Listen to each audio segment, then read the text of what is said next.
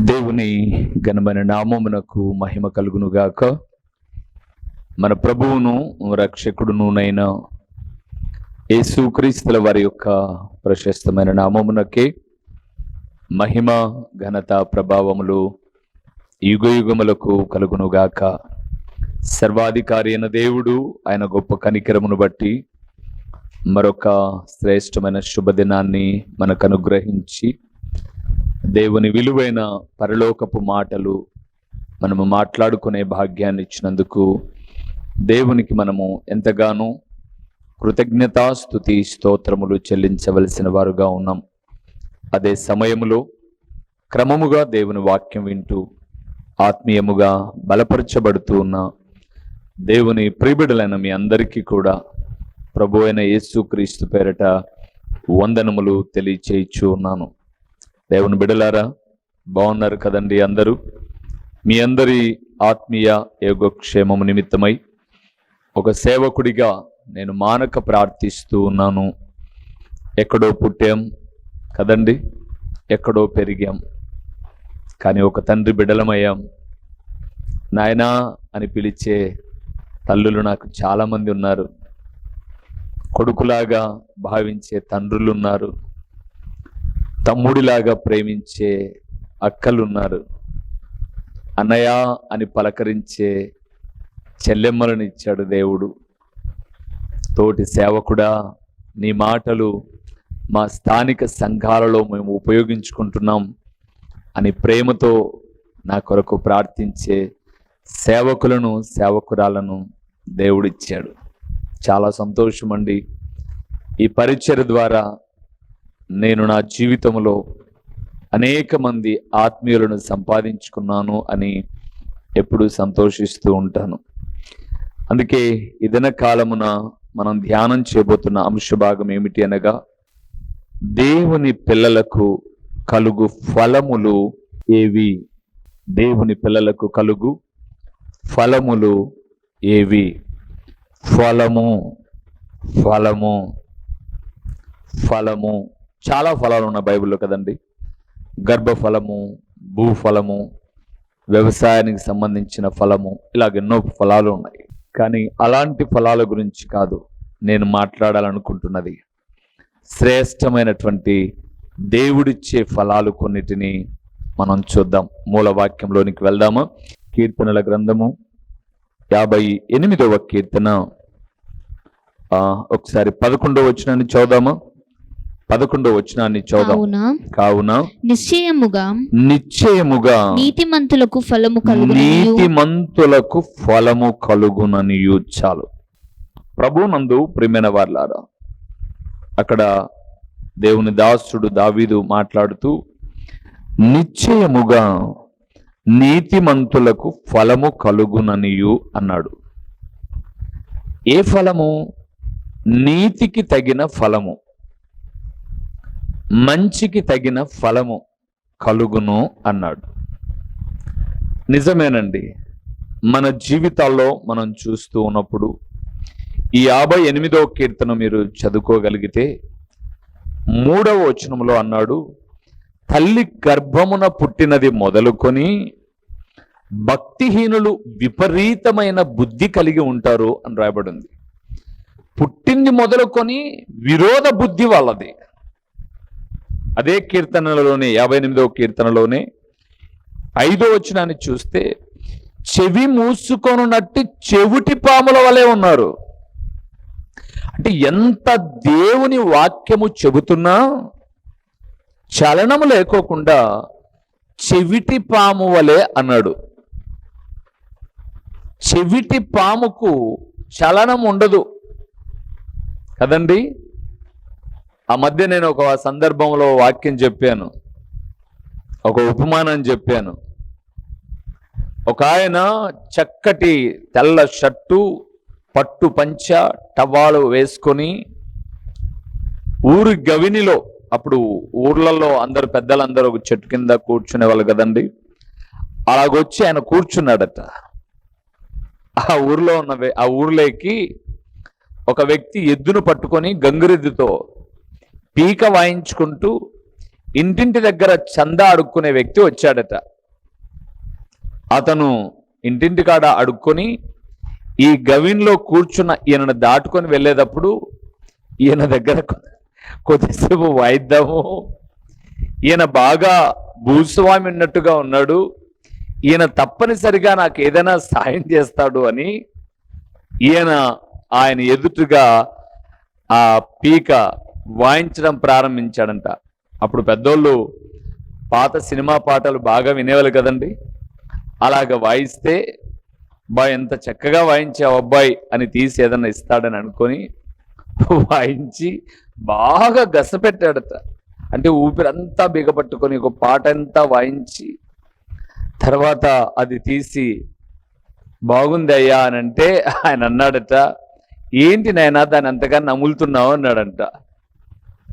ఏంటి నాన్న దాన్ని అంతగా నములుతున్నావు అంటే నములుతున్నాడా, వాడు నోట్లో పెట్టుకొని పని వాడు పాటను వాయిస్తే నములుతున్నావంటే నేనెప్పుడు నమిలాను అని ఈయన మళ్ళా అడిగితే అదే ఏంది నములుతున్నావు అని అన్నాడంట. అప్పుడు అర్థమైంది నాకు ఆయన ఒక సౌండ్ ఇంజనీర్ అని, అంటే చెవిటి ఆయన అని. నేను చెప్తున్నాను, మేము ఎన్నో వాక్యాలు చెప్తున్నాం, చాలామంది వింటున్నారు. చెవిటి పాము వలె కొంతమంది రక్షణ గురించి శ్రద్ధ లేదు, దైవికమైన క్రమం గురించి శ్రద్ధ లేదు, బాగా చెప్తాడనే మార్కులు వేసేవాళ్ళు లేకపోలేదు, ఈయన విమర్శిస్తాడులే అని చెప్పేవాళ్ళు లేకపోలేదు, సరిదిద్దుకొని వాక్యాన్ని హృదయపూర్వకముగా రాసుకొని ఆ ప్రకారంగా నడుచుకునేవారు కొద్దిమందే. అందుకే 58వ కీర్తనలో అన్నాడు 3వ వచనంలో, తల్లి కడుపున పుట్టినప్పటి నుంచి విపరీతమైన బుద్ధి కొందరిది, చెవిటి పాము వలె ఎంత చెప్పినా చలనం లేకుండా కొందరు ఉన్నారు. అయితే 58:11 అన్నాడు, నీతిమంతునికి తప్పనిసరిగా మంచి ఫలము కలుగుతుంది అన్నాడు. అదే సామెతల గ్రంథంలో ఒక మాట చెప్తాడు, చూస్తారండి. సామెతల గ్రంథం 8వ అధ్యాయము 19వ వచనాన్ని చూస్తే ప్రభు ఇచ్చే ఫలము ఎలాంటిదో అక్కడ ఒక మాట రాయబడింది.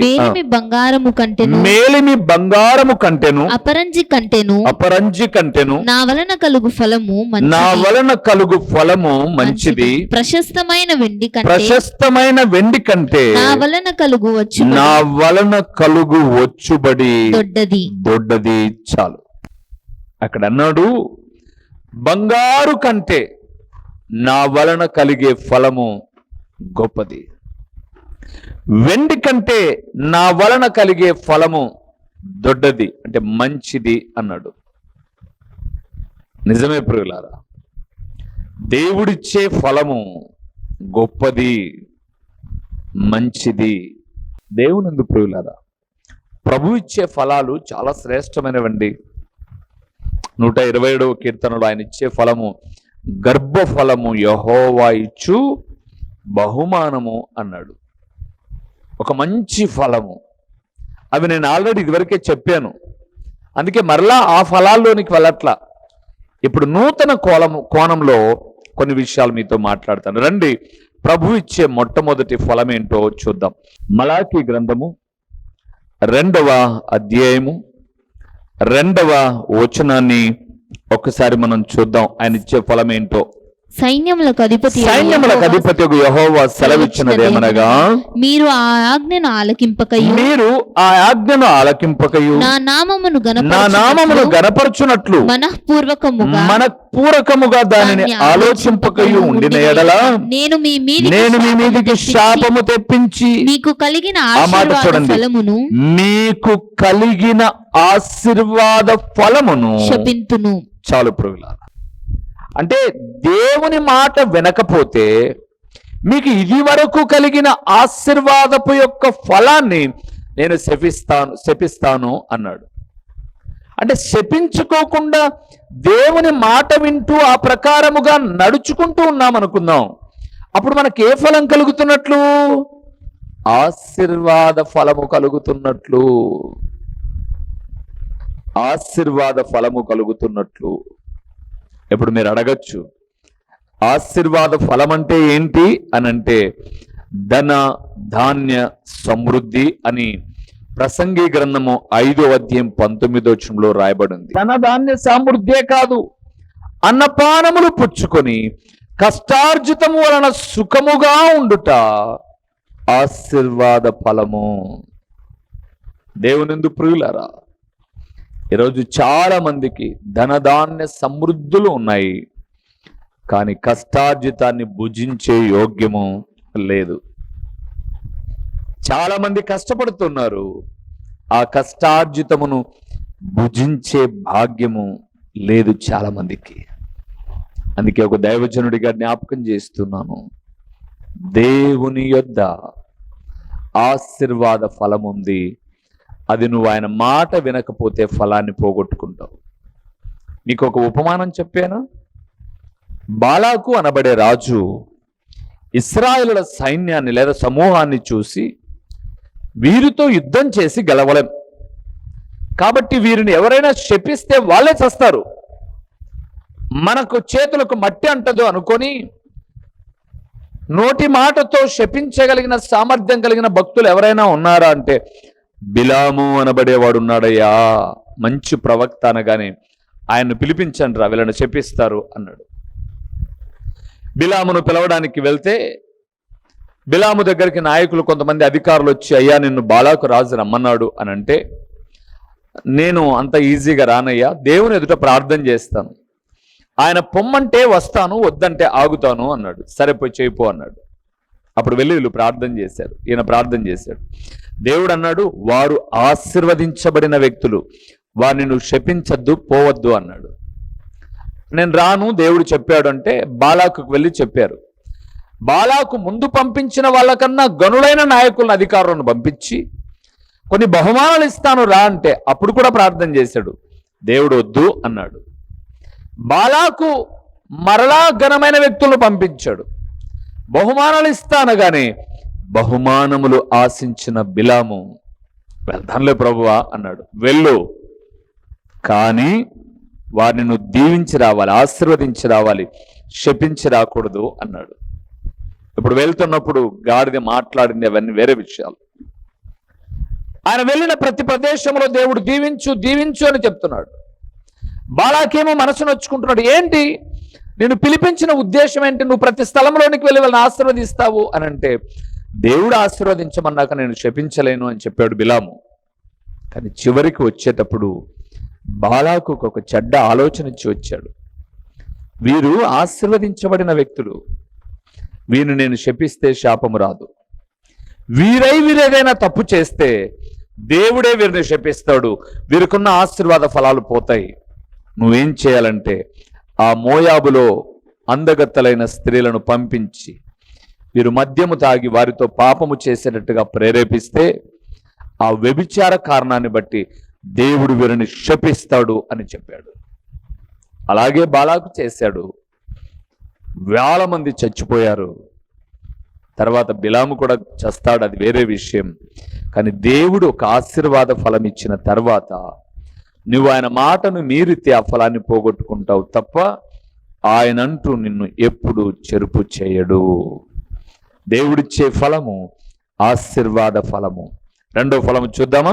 హెబ్రీయులకు రాసిన పత్రిక 12వ అధ్యాయము 7వ వచనాన్ని మనం చూద్దాం. 7వ వచనాన్ని మనం చూద్దాం. శిక్షాఫలము పొందుటకై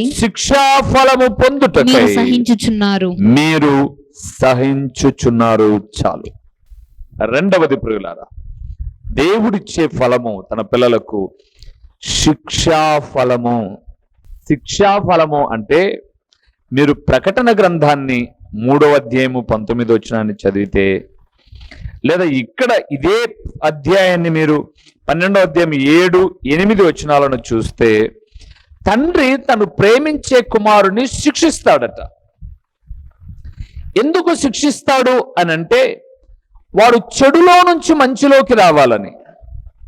అలాగే దేవుడు కూడా తను ప్రేమించే బిడ్డలను శిక్షిస్తాడు. ప్రియులారా, ఈరోజు నాలాంటి సేవకుడు సంఘాన్నైనా టీవీ ద్వారా వాక్యమైన మిమ్మల్ని అయినా ఏదో వాక్యావేశం వాక్యము ద్వారా గద్దించినప్పుడు మీ మనస్సు నొచ్చుకొనుంది అని అంటే ఖచ్చితంగా మిమ్మల్ని దేవుడు ప్రేమిస్తున్నాడు.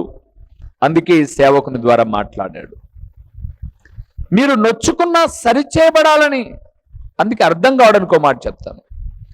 మనం హాస్పిటల్కి వెళ్ళి డాక్టర్ గారికి 100 రూపాయలు, 200 రూపాయలు, 500 రూపాయలు ఫీజు కట్టి మనం ట్రీట్మెంట్ కోసం వెళ్ళినప్పుడు ఆయన మనకు ఒక ఇంజెక్షన్ వేస్తాడు, లేదా కడుపులో ఏదైనా గడ్డ ఉంటే కోస్తాడు. ఇప్పుడు ల్యాప్రోస్కోపీ వచ్చినా కూడా మొత్తం పైన కడుపుకు రంధ్రం పెట్టాల్సిందే.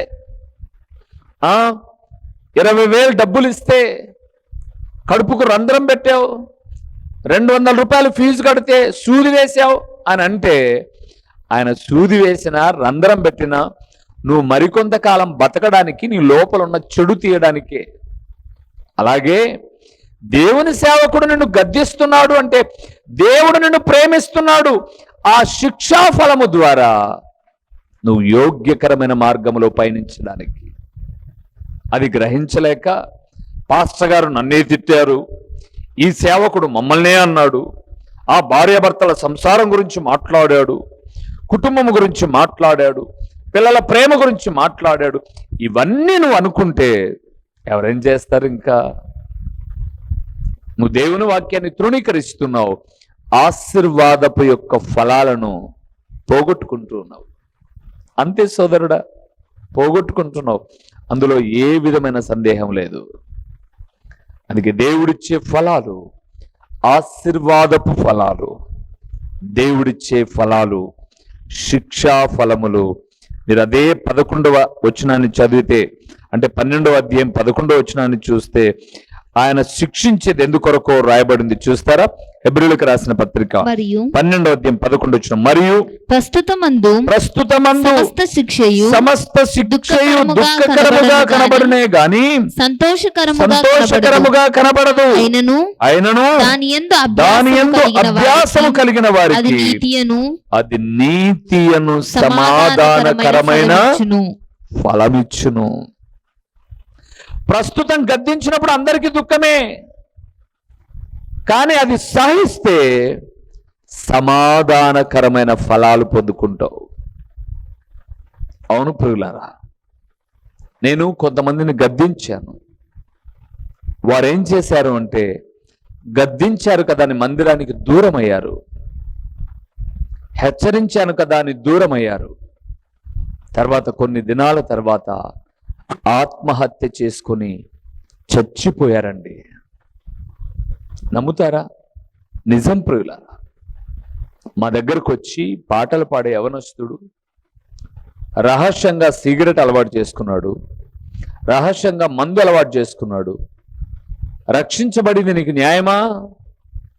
ఇలాంటివైనా చేయాల్సింది? అతన్ని గద్దించాం. ఆయన అన్నాడు, మేము వెళ్ళే చర్చిలో మమ్మల్ని ఎవరు తాగినా గద్దించరు, తిరిగినా గద్దించరు. ఈయనెవరు మమ్మల్ని గద్దించనికి? మా డబ్బులతో మేము తాగుతున్నాం, మా ఆరోగ్యం ఏమైపోయినా మా ఇష్టం అని అన్నారు. అది కాదు, మీ మేలు కోరి చెప్తున్నాను అన్నాను. అక్కర్లేదు, మా మేలేం కోరాల్సిన అవసరంలే. నీ దగ్గరికి మందిరానికి వస్తాన మీద కదు గద్దిస్తాండేది. రాకోకుంటే నీ గద్దింపు ఎవరికి ఉంటుంది? ఈరోజు చాలా మంది ఇలాగ అనుకుంటారు, నీ టీవీ వాక్యం పెట్టుకొని వింటా అంటేనే కదా మాకు గద్దింపు. ఛానల్ మారుస్తే ఏం చేస్తావు? మార్చు సోదరుడా. ఏమి నువ్వు డబ్బులు ఇచ్చి వాక్యం ఏమంటున్నానా, లేకపోతే నువ్వేమన్నా నన్ను పోషిస్తున్నావా? ఇదే అన్నాడు, మందిరాన్ని మానితే నన్నేంది నువ్వు గద్దించేది? నీతో మాట్లాడకపోతే నన్నేంది గద్దించేది? మందిరాన్ని మానేశాడు. ఆయన 1-2 సార్లు చెప్పాను ప్రేమతో, మందిరానికి రా, సహవాసాన్ని కోల్పోవద్దు, చెడు వ్యసనాలు విడిచిపెట్టు అని. నన్ను చూస్తే ఇంకా స్పీడ్ అయిపోయింది మనిషికి. ప్రక్కన ముఖం పెట్టుకొని వెళ్ళిపోయాడు. సరే, బలవంతం చేయలేక వదిలేసాం. చివరికి ప్రభునందు ప్రియులారా, తాగి తాగి తాగి తాగి మద్యపు మత్తులో ఉరి వేసుకొని చచ్చిపోయాడు. ఆయన భార్య పిల్లలు చిన్న పిల్లలండి.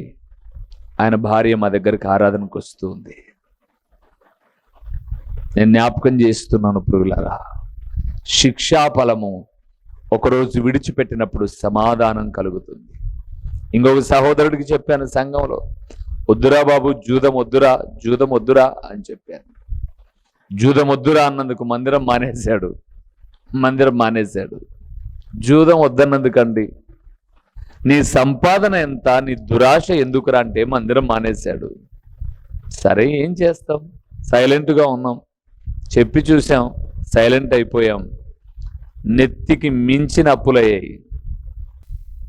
ఒక కూలి పని చేసుకునే వ్యక్తి, దినకూలి జరిగితే గాని కుటుంబం గడవని వ్యక్తి 10 లక్షలు అప్పు చేస్తే ఎలాగుంటుంది? భార్య అనారోగ్యమై ఉండి చేయలే, పిల్లల చదువుల కోసం చేయలే, గృహ నిర్మాణం కోసం చేయలే, జూదం కోసం చేశాడు. చేతులన్నీ కాలిపోయిన తర్వాత, బంగారు భార్యది, ఇల్లు వాకిలి అన్నీ పోయిన తర్వాత, నాది తప్పు అయిపోయింది, నేను మందిరానికి వస్తా అన్నాడు. రా, కానీ అప్పు మేమేం కట్టంగా, నువ్వే కట్టుకోవాలి. ఇప్పుడండి తెల్లవారిని 4 కాకతలకనే ఎవరెవరినో అడుక్కుంటుంటాడు, పనుందా. ఇప్పుడు జూదం ఆడడంలా. ఏంటి పరిస్థితి అనంటే, మీరు గద్దించినప్పుడే వినింటే మేము ఎంత బాగుపడిందమో. ఎవరు వద్దన్నారు మరి? దేవుని ప్రియులారా, దేవుడు శిక్షా ఫలము సమాధానకరముగా ఉండడానికే ఇస్తాడు. 3వది ఏంటో చూద్దామా? పేతురు రాసిన మొదటి పత్రిక 1వ అధ్యాయము 8-9 వచనాలు చూద్దాం. పేతురు రాసిన మొదటి పత్రిక 1వ అధ్యాయము 8-9 వచనాలు చూద్దాం. మీరు ఆయనను చూడకపోయినను ఆయనను ప్రేమించుచున్నారు. ఇప్పుడు ఆయనను కన్నులారా చూడకయే ప్రేమించుచున్నారు. మీ విశ్వాసమునకు ఫలమును అనగా ఆత్మరక్షణను పొందుచు చెప్పన సఖ్యమును మహిమాయుక్తమునైన సంతోషము గలవారై ఆనందించుచున్నారు. చాలు.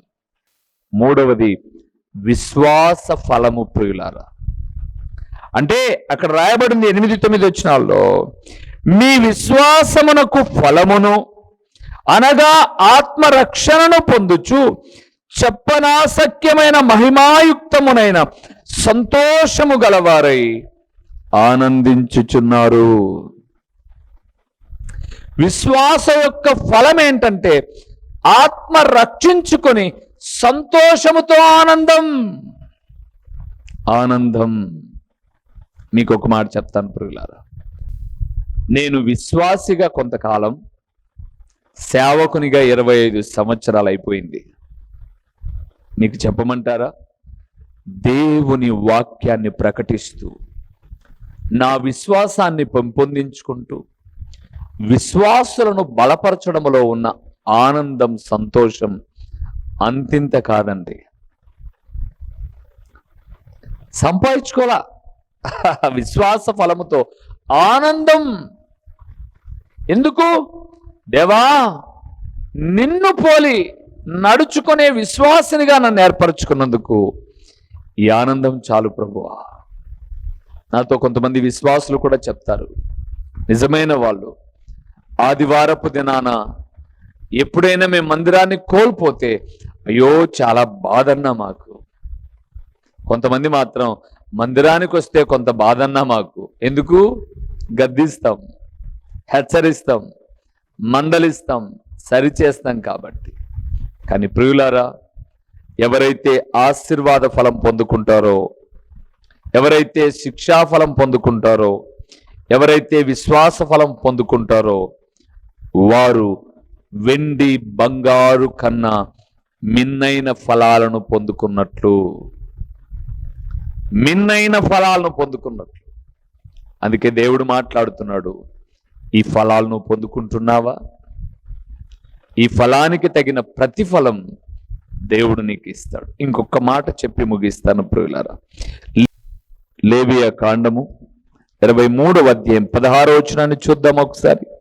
16వ వచనాన్ని, 7వ విశ్రాంతి దినపు మరుదినము వరకు మీరు ఏ 10 దినములను లెక్కించి యెహోవాకు క్రొత్త ఫలముతో నైవేద్యము అర్పింపవలెను. ఏ ఫలము? క్రొత్త ఫలముతో దేవునికి ఏమర్పించాలట? నైవేద్యం అర్పించాలట. ఎక్కడుంది క్రొత్త ఫలం? అప్పుడప్పుడు మన వాళ్ళు ఫలాలు కొనుక్కొచ్చి వేలాలు వేస్తా అంటారు. అది కాదు కొత్త ఫలం. భక్తుడైన పౌలు చెప్పాడు కొరింథీయులకు రాసిన పత్రికలో, కాగా ఎవడైనను క్రీస్తు యేసునందున్న ఎడల వాడు నూతన సృష్టి, పాతవి గతించెను, ఇదిగో సమస్తము క్రొత్తవాయెను. 1 కొరింథీ 5:8 చూస్తూ ఉన్నప్పుడు, ఇంకా 17-18 వచనాలు చూస్తున్నప్పుడు ఆయన అన్నాడు, ఆయన చాలా చక్కగా మాట్లాడుతూ, పులియని కొత్తదైన ఫలముతో, పులియని రొట్టెతో పండుగ ఆచరింతుము అన్నాడు. క్రొత్త ఫలము దేవునికి అర్పించడము అంటే మనస్సు మారి నూతనమయ్యి ప్రభు శరణు వేడుట. ప్రభు దగ్గరకు వచ్చేటప్పుడు కొత్త బట్టలు చూడ్డాయన. ముఖానికి ఎంత పౌడర్ కట్టుకున్నాం, ఎంత మంచి వస్త్రాలు వేసుకున్నాం, ఇది కాదు చూసేది ఆయన. నీ మనస్సు ఎంత పరివర్తన చెందింది. దేవుని వాక్యము చేత నువ్వు క్రొత్త ఫలము ఫలిస్తూ ఉన్నావా? నీలో క్రొత్త ఫలపు యొక్క వెలుగు, ఆనందం ఆయన చూడ్డానికి క్రొత్త ఫలం. ఈరోజు ఈ మాట వింటున్న దేవుని కుమారుడా, మందిరానికి వస్తూ పాతదైన జీవితాన్ని జీవిస్తూ ఉన్నట్లయితే ప్రభు నీతో నాతో మాట్లాడుతూ చెబుతున్నాడు, చాలా చక్కగా వివరిస్తూ ఉన్నాడు. ఆయన వెండి కన్నా బంగారు కన్నా ఆయన ఇచ్చే ఫలము గొప్పది అన్నాడు సామెతల గ్రంథం 8:19. ఆయన వద్దకు వచ్చే వారికి ఫలము దయచేవాడని నమ్మాలి అన్నాడు హెబ్రీ 11:6. ఏ ఫలాలు ఇస్తావు ప్రభు అంటే, నా మాట వింటే ఆశీర్వాద ఫలము, నేను శిక్షించినప్పుడు లోబడితే శిక్షా ఫలము వలన సమాధానం అనే ఫలము మీకు కలుగుతుంది, నా వాక్యానికి లోబడితే విశ్వాస ఫలము వలన సంతోష ఆనందాలను మీరు అనుభవిస్తారు. అంత మాత్రము కాకుండా మీరే ఒక క్రొత్త ఫలమై నా ఎదుట మిమ్మల్ని మీరు సమర్పించుకుంటారు అన్నాడు. ఎంత విలువైన మాటలు చెప్పినా దేవుడిచ్చే ఫలాలను పొందుకోవడానికి దేవుని ఎదుట శిరము ఉంచి ఫలానికి తగిన జీవితాన్ని జీవిద్దాం. ప్రభు యొక్క రాజ్యములో నిత్యము ఆనందిద్దాం. ప్రార్థన చేసుకుందాం. మహిమా స్వరూపివైన మా ప్రియమైన పరలోకపు తండ్రి, మహోన్నతుడైన దేవా, మీ ఘననామమునకు స్తోత్రములు చెల్లిస్తూ ఉన్నాము నాయనా. మీ యొద్దకు వచ్చువారు మీరు ఫలము దయచే దేవుడని నమ్మాలి అన్నాడు. నిజమే నాయనా, మీ ఎదుటకు వచ్చిన మేము మీరిచ్చే ఫలము కొరకు ఎదురు చూస్తూ ఉన్నాం. మీ మాట వింటే ఆశీర్వాద ఫలము, మీ శిక్షకు లోబడితే శిక్షాఫలము వలన సమాధాన ఫలము, మీ అడుగు జాడలలో మేము నడిస్తే విశ్వాస ఫలము, ఆనంద సంతోషాలు, మమ్మల్ని మేము ఫలముగా అర్పించుకుంటే క్రొత్తదైన ఫలముతో మేలుతో తృప్తిపరిచే దేవుడు. ఓ తండ్రి, ప్రకటించిన ఈ పరలోకపు సంగతులు విన్న నీ ప్రియబిడ్డలందరూ కూడా వెండి బంగారాలు కన్నా గొప్పదైన ఎట్టి ఫలాలు పొందుకోవడానికి మీరు కృపనివ్వండి. ప్రకటించిన ఈ పరలోకపు సంగతులు వ్యర్థముగా పోకుండా సారవంతమైన నేలడు పడిన విత్తనము వలె 30 60 100 ఫలింపచేసి మీ ఘననామానికి మహిమ ఘనత ప్రభావములు మీరు కలుగు చేసుకున్నామని. ఓ తండ్రి, వాక్యమైన బిడ్డలలో ఎవరు బలహీనంగా ఉన్నా, అనారోగ్యంగా ఉన్నా, ఆర్థిక శారీరక మానసికమైన ఇబ్బందులలో ఉన్నా నెమ్మది సమాధానాన్ని ఇచ్చి మహిమ పొందుమని నిరంతర స్తోత్రార్హుడైన దేవుడవని మీకు స్తుతులు చెల్లించుకుంటూ యేసు నామములో అడిగి పొందియున్నాము తండ్రి, ఆమేన్. మా చిరునామా దైవజనుడు బ్రదర్ ఓ రూబేన్ గారు, క్రీస్తు ప్రార్థనా మందిరం, డోర్ నెంబర్ 1-386, నగరిగుట్ట, పులివెందుల, కడప జిల్లా. మీ ప్రార్థనా అవసరాల కొరకై సెల్ నంబర్ 9989067409.